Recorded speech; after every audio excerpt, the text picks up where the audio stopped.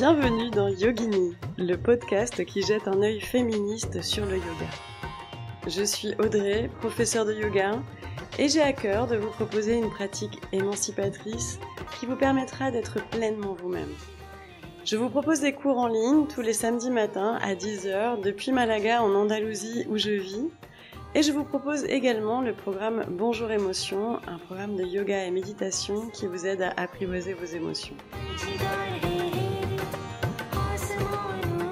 Yogini, le podcast qui jette un œil féministe sur le yoga, sort un samedi sur deux et vous propose qu'on s'interroge sur la pratique du yoga par les femmes. Un podcast qui vous parle d'émancipation, d'empowerment, de féminité, de body positive et de société à travers le prisme du yoga.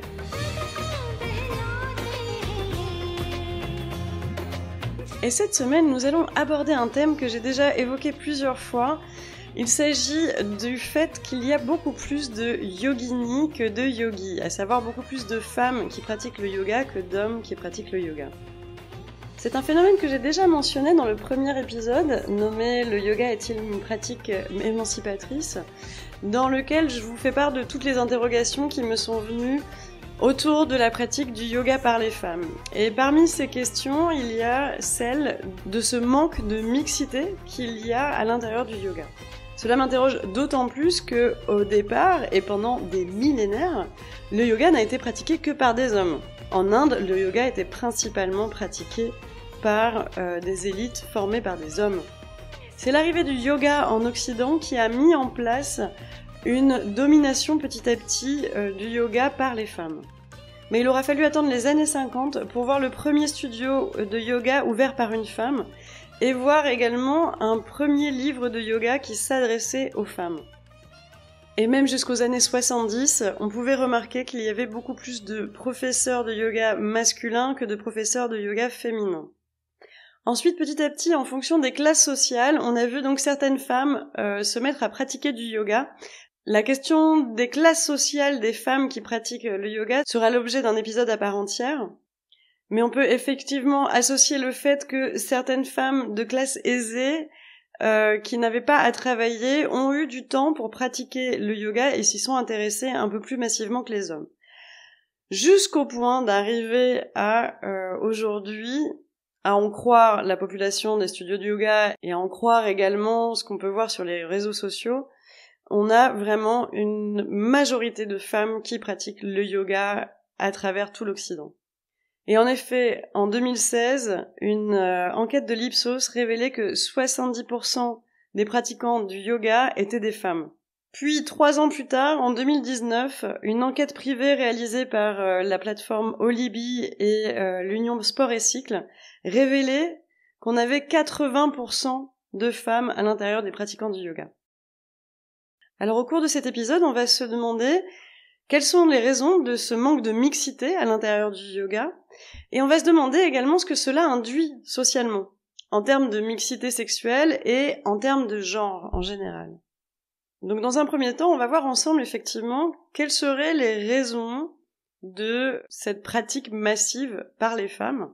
C'est un ensemble de raisons que j'ai collectées à travers des articles sur internet, mais aussi à travers ce que j'ai pu entendre de la part de mes élèves, et aussi ce que j'ai pu observer à un niveau personnel. Alors, la première raison qui pourrait être évoquée pour expliquer cette pratique massive par les femmes, ce serait l'aspect, alors entre 10 000 guillemets, doux de la pratique du yoga. Je dis bien entre guillemets parce que n'importe quel pratiquant de yoga qui arrive à un stade avancé sait parfaitement à quel point cette pratique peut être extrême à certains niveaux. Il y a des formes de vinyasa qui sont très très très intenses à un niveau cardiaque et à un niveau musculaire et souplesse. L'ashtanga est reconnu également comme tel. On dit même que l'ashtanga était l'entraînement de la garde princière du prince de Mysore. Donc c'était des militaires qui pratiquaient l'ashtanga tous les matins. Et il y a également aussi des formes de hatha qui demandent une force mentale et physique qui est vraiment indéniable. Donc en ce qui me concerne, je dirais que voir le yoga comme une pratique douce est une vision assez erronée de cette pratique. Je considère que le yoga requiert un souffle, une force et une souplesse qui, pour moi, n'a rien de doux. Par contre, là où on peut éventuellement envisager le fait que ce soit une pratique, encore une fois, entre 10 000 guillemets, douce, c'est dans le fait que c'est une pratique qui ne comporte pas de compétitivité.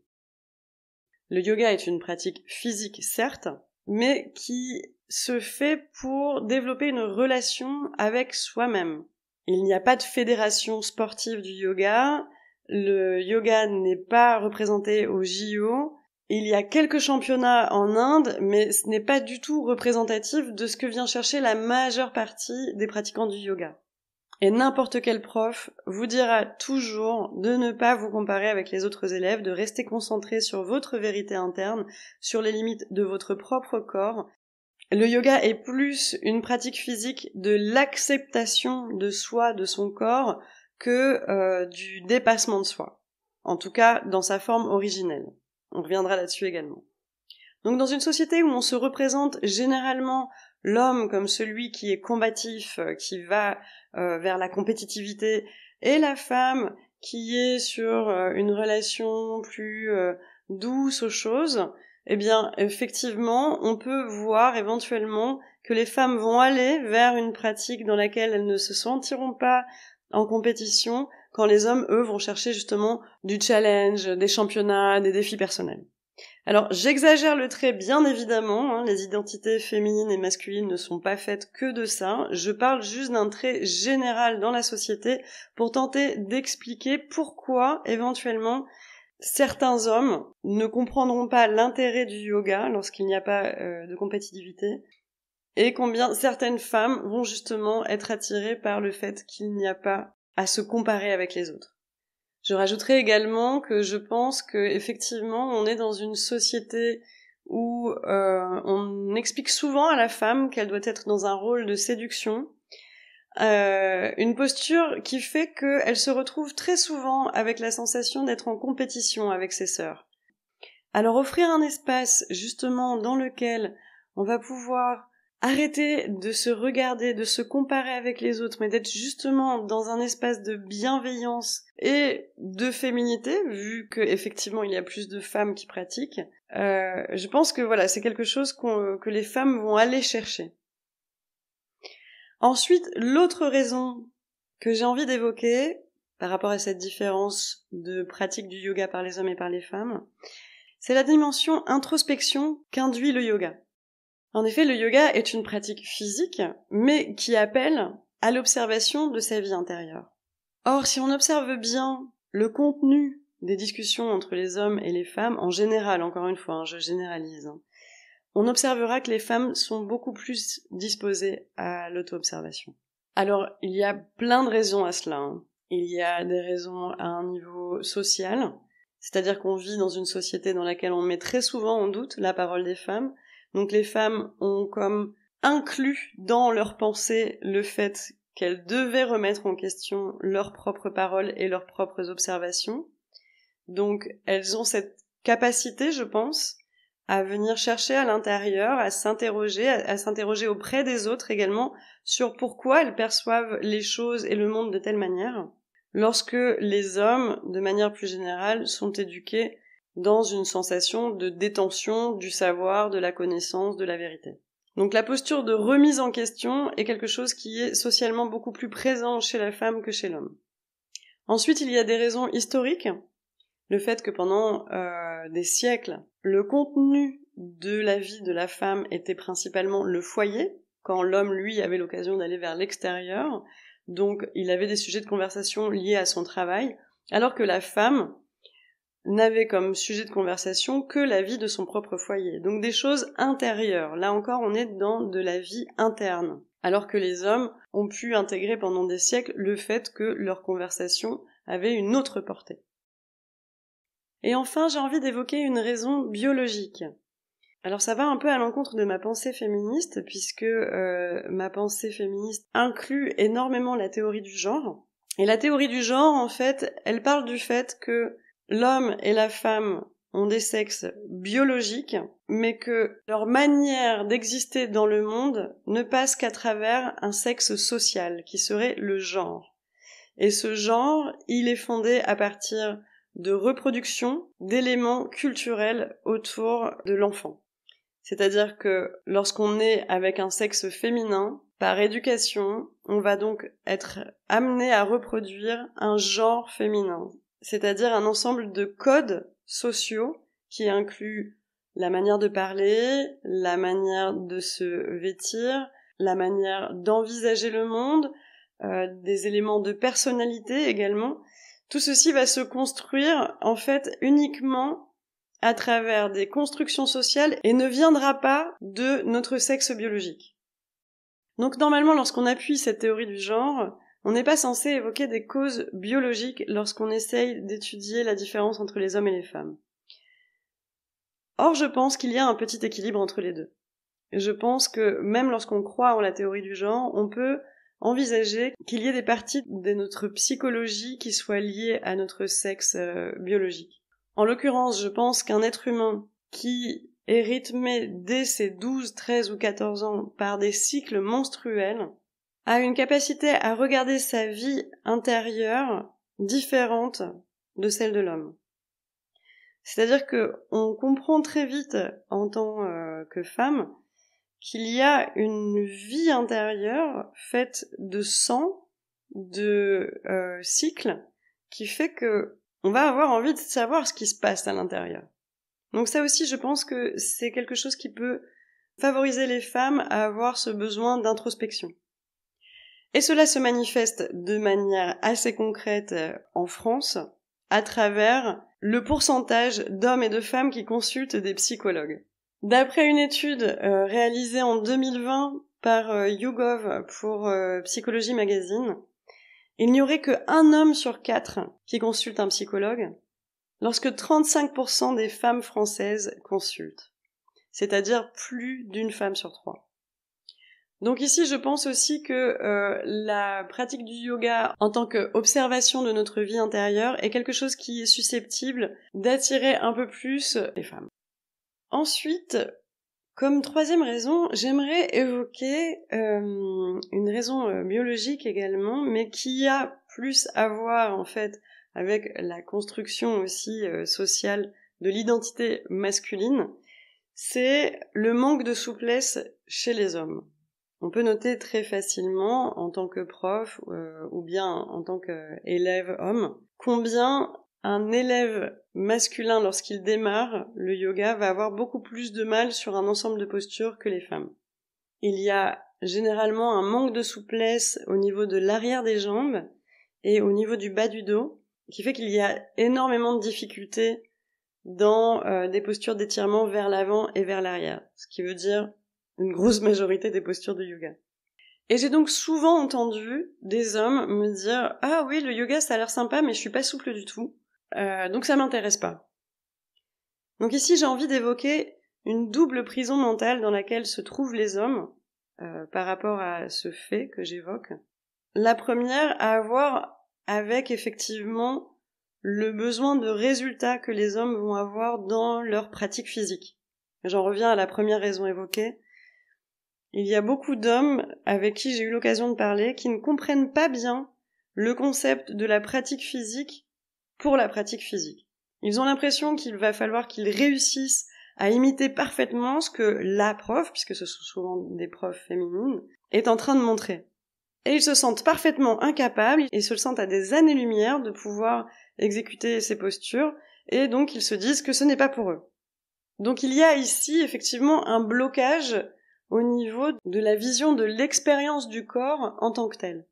Les hommes qui pensent de cette manière-là vont se couper de la pratique du yoga parce qu'ils ne comprennent pas l'intérêt de ne pas être dans une pratique physique compétitive. Donc une fois dit ça, je ne saurais que féliciter ceux qui ont le courage justement de sauter le pas et d'aller chercher un peu plus loin que la compétitivité à l'intérieur d'une pratique physique. Et j'aurais également envie d'inciter ceux qui restent toujours bloqués à tenter, encore une fois, à tenter de se débarrasser de ce poids mental, de cette impression qu'on utilise notre corps pour obtenir quelque chose, pour réussir quelque chose, pour être dans le défi. Je pense que ce serait vraiment très très beau de voir plus d'hommes se laisser un peu tranquille avec ce genre de pression et pouvoir tout simplement profiter de leur corps en tant qu'outil de bien-être absolu. Et alors donc je vais vous parler d'une deuxième prison mentale. C'est celle qui, selon moi et selon beaucoup de théoriciennes du genre, est à la base du manque de souplesse des hommes. C'est que la construction sociale de la masculinité va à l'encontre de la souplesse. Dans le premier épisode de Yogini, j'évoquais le fait que j'avais fait du burlesque auparavant, et il y a une pratique à l'intérieur du burlesque qui s'appelle le drag king, et ce sont des femmes qui se travestissent en hommes pour pouvoir ensuite performer sur scène. Et j'avais fait un de ces ateliers drag king, et c'était vraiment très très très intéressant.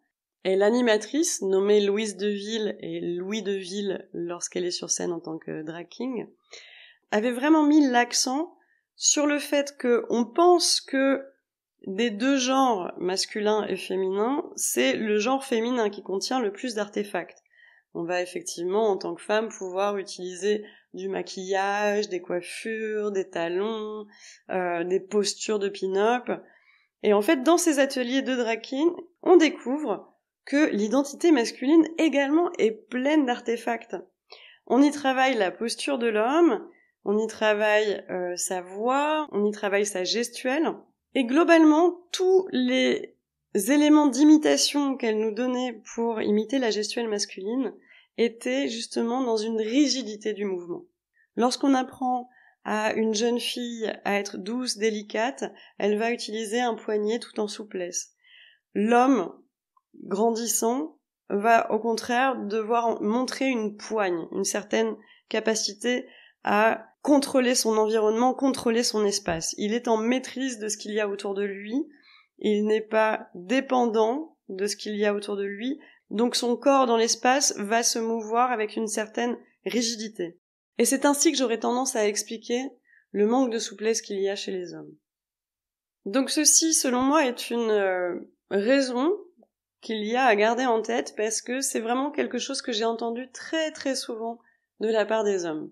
À savoir je vais pas faire du yoga parce que je suis pas souple. Et enfin, la dernière raison que j'évoquerai pour expliquer cette différence de pratique entre les hommes et les femmes, c'est une raison que j'ai déjà évoquée dans le dernier épisode de Yogini, l'épisode numéro 3, le yoga et le conspirationnisme sont-ils compatibles ? Je vous invite à l'écouter puisque je ne rentrerai pas autant en détail ici que dans ce dernier épisode. Mais j'y évoquais donc la défiance des femmes envers la médecine. Il y a en effet une parole qui se libère de plus en plus, surtout au niveau des pratiques obstétriques et gynécologiques, qui tend à nous faire entendre qu'il y a beaucoup de femmes qui ont souffert d'une maltraitance à l'intérieur de l'univers médical. La médecine moderne est une médecine qui a été faite par les hommes et qui est venue s'opposer complètement à la médecine traditionnelle qui a été pratiquée pendant des millénaires et des millénaires par des sorcières, des soigneuses, que l'on a violemment éradiquées lors de la Renaissance. C'est en effet lors de la Renaissance que la médecine moderne telle qu'on la connaît aujourd'hui a commencé à prendre de l'ampleur, et cette médecine, elle est basée sur un savoir scientifique, universitaire, qui était réservé aux hommes à cette époque. Et à côté de ça, il y avait donc un savoir oral, un savoir des plantes, de la nature, qui était possédé par les femmes, et qui ont fait d'elles les principales soigneuses à travers des millénaires.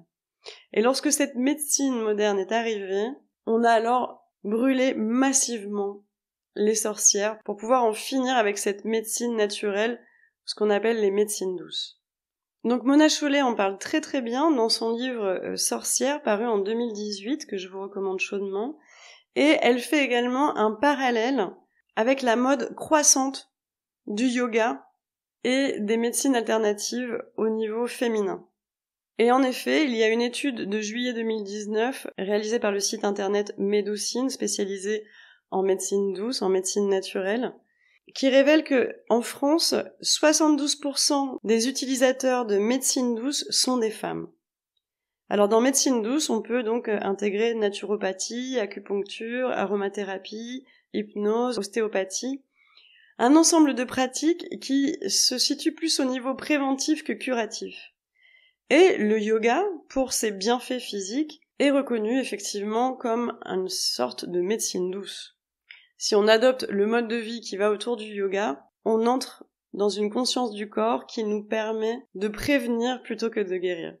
En d'autres termes, pour les femmes qui souffrent d'une défiance envers la médecine, pratiquer le yoga et s'offrir une bonne santé peut peut-être justement permettre de s'éloigner des cabinets médicaux au maximum et de prendre soin de soi dans un environnement bienveillant.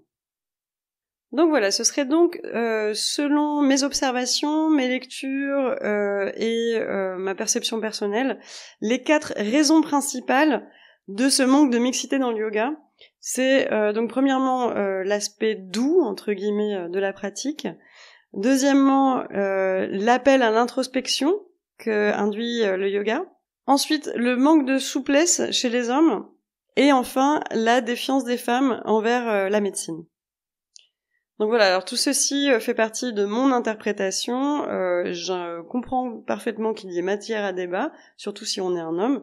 Je vous invite effectivement du coup à faire part de vos opinions en commentaire, parce que je pense qu'il est très intéressant justement de continuer sur cette thématique, et c'est justement ce que je vais faire.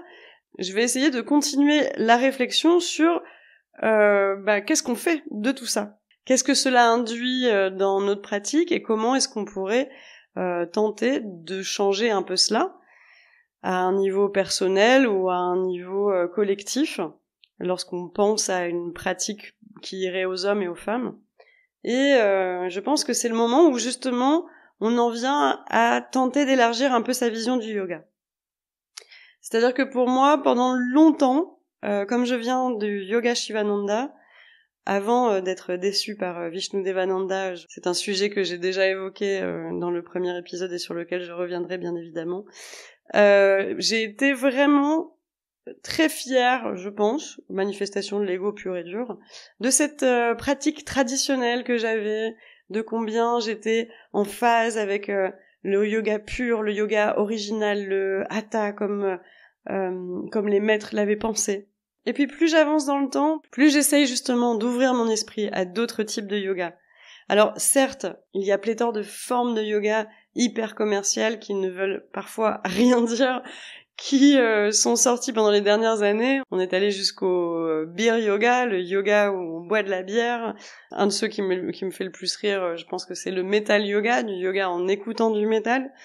Il y a vraiment eu une explosion de types de yoga qui font que j'ai eu tendance moi-même à me dire non, on va s'en tenir au yoga traditionnel pur et dur parce que le reste c'est juste de la merde commerciale. Pardonnez-moi l'expression, mais c'était ainsi que je le pensais.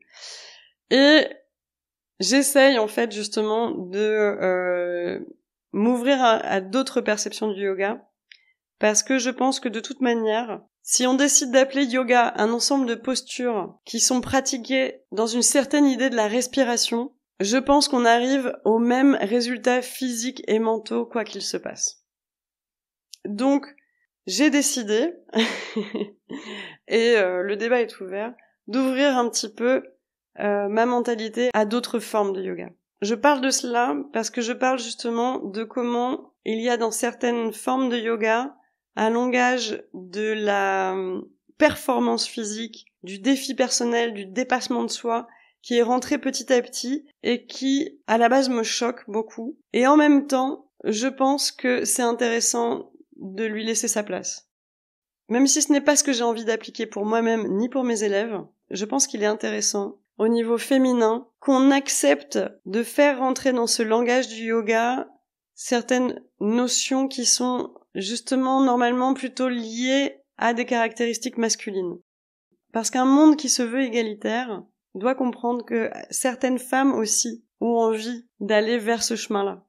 Le chemin du défi personnel, le chemin du dépassement de soi, le chemin de l'émancipation par le développement des capacités physiques en fait. Je pense que je serai toujours plus ou moins choquée par les pantalons de yoga sur lesquels sont inscrits sur les fesses, généralement, no pain, no gain. Mais en attendant, j'ai pu observer qu'effectivement, à travers le développement des capacités physiques de certaines femmes, il y a une sensation de liberté, une sensation d'émancipation qui peut être très très fort à un niveau personnel, à un niveau social. Donc même si ça me coûte par rapport à ma vision originale du yoga, je pense qu'il peut y avoir de la place pour ce discours allant vers le dépassement de soi.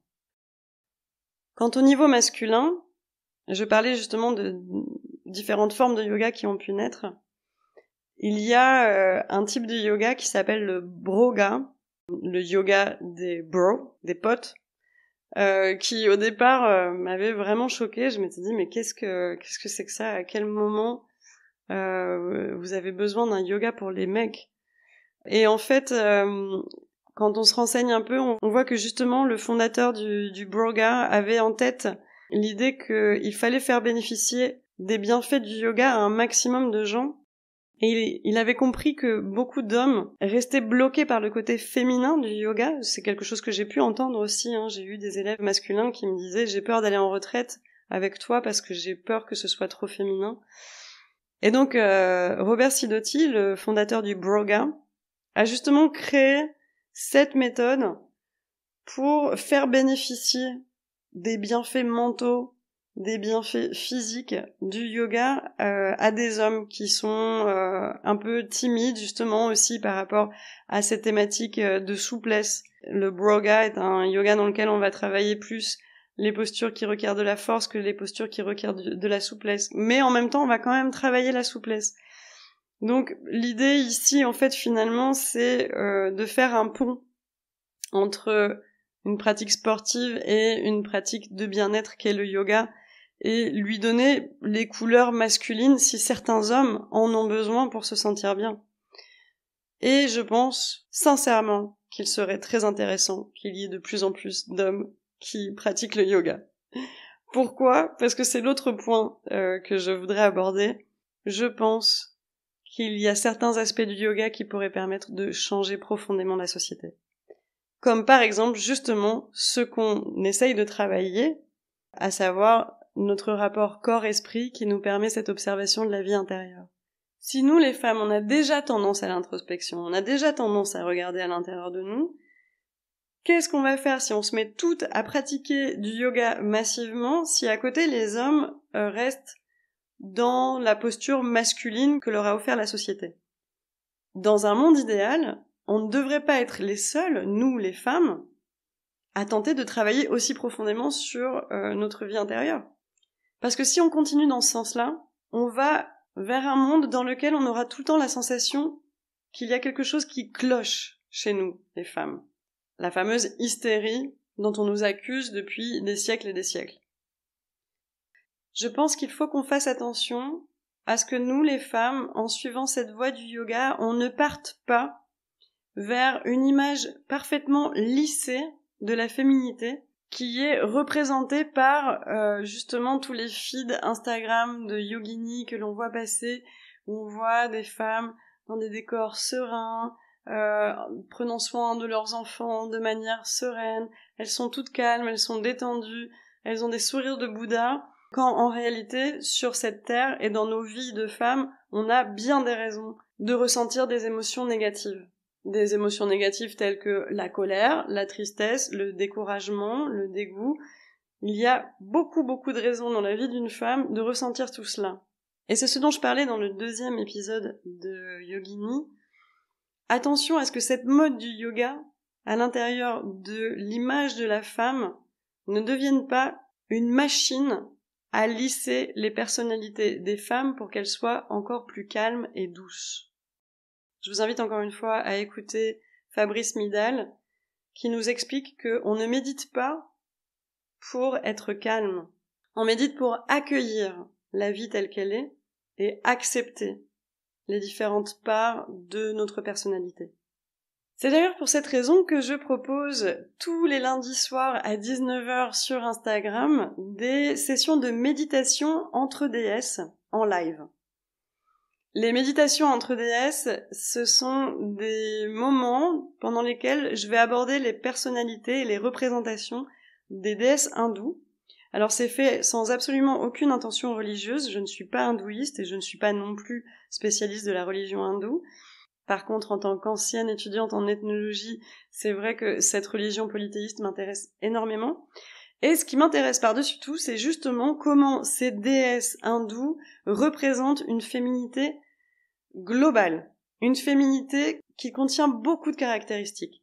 Des caractéristiques qui vont justement de la sagesse à la destruction, de la puissance créatrice viscérale à la bienveillance, la bonté absolue, qui vont du pouvoir féminin dans sa représentation la plus crue à des notions d'abondance, de richesse, de subtilité. Bref, un ensemble de choses qui nous permet justement de regarder en direction d'une féminité riche, faite de plein de choses, faite d'émotions, faite de vie.